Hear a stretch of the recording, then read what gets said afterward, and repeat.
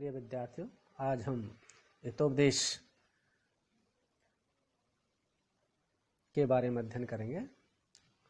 सिद्धि साधे सतामस्तु प्रसादातस्य धूर्जटेः जाह्नवी फेन लेखी वे यन्मूर्ध्नि शशिनः कलः।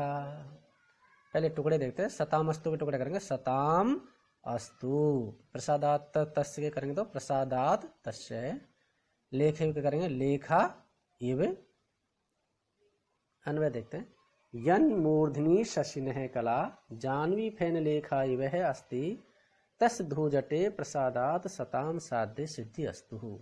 यत मूर्धनि यानी जिनके मूर्धनि यानी सिर पर शशिनः कला चंद्रमा की कला जाह्नवी फेन लेखा इव है। जाह्नवी यानी गंगा नदी के, फेन यानी झाग की, लेखा यानी रेखा की, यानी समान है।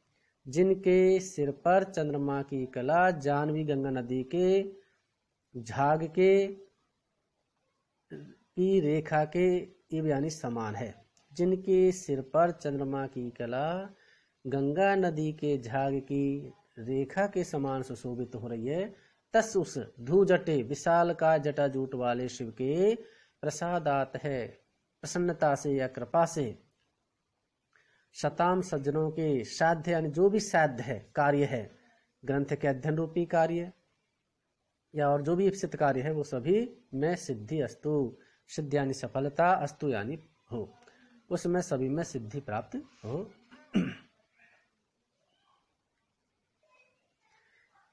अर्थात जिनके मस्तक पर चंद्रमा की कला गंगा के फेन की रेखा के समान सुशोभित है, उन शंकर की कृपा से सज्जनों के कार्य में सफलता प्राप्त हो।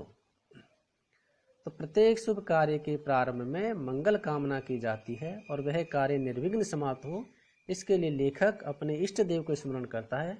यहाँ पर श्री नारायण पंडित अपने आराध्य देव शिव की स्तुति करते हुए अपनी रचना के सानंद समाप्त होने के उद्देश्य से उनकी प्रसन्नता चाह रहा है। भारतीय संस्कृति में भगवान शिव का महत्वपूर्ण स्थान है। ये त्रिदेवों अर्थात ब्रह्मा, विष्णु और महेश में से एक माने जाते हैं। शिव के संबंध में अनेकों पौराणिक आख्यान हैं जो उनके विशेषणों द्वारा स्वतः व्यक्त होते हैं। शिव जटाजूट धारण करते हैं, अतः उनको धूर्जटी कहा जाता है।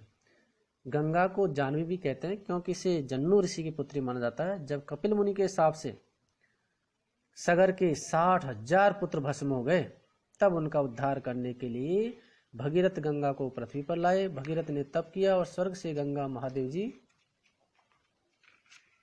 की जटाओं में आकर गिरी। तदुपरांत आगे आगे भगीरथ चले तथा उनके पीछे गंगा। मार्ग में एक स्थान पर जन्नू ऋषि का आश्रम आया। वो उस समय कहीं बाहर गए हुए थे। गंगा ने उत्सुकतावश उनकी कुटिया को सूनी देखकर उनका सामान चुरा लिया और चल पड़ी। जब जन्नू को इसका पता चला तो उन्हें गंगा पर क्रोध आया एवं उसे दंड देने के लिए उसको पी गए। भगीरथ ने गंगा को अपने पीछे न देखकर उसको ढूंढना प्रारंभ किया और जन्नू से प्रार्थना की कि वे गंगा नदी को मुक्त कर दे, गंगा को मुक्त कर दे। इस पर गंगा को जन्नू ने अपनी जंघा से उत्पन्न किया और तभी से वह जाह्नवी जन्नू की पुत्री कहलाने लगी। भगवान शिव अपने मस्तक पर चंद्रमा की कला को धारण करते हैं। कहते हैं कि एक बार देवताओं ने अमृत की प्राप्ति के लिए समुद्र का मंथन किया और उनमें से ये 14 रत्न निकाले। पहला लक्ष्मी, दूसरा कौस्तुभमणि, तीसरा पारिजात जिसे कल्पतरु कहते हैं, चौथा धन्वंतरी, पांचवा चंद्रमा कामधेनु, सातवां उच्च श्रवास्व, आठवां ऐरावत हाथी, नौवां सांग धनुष, 10 शंख, 11 वारुणी सुरा, 12 अप्सरा रंभा, 13 हलाहल कालकूट विष और 14वां अमृत।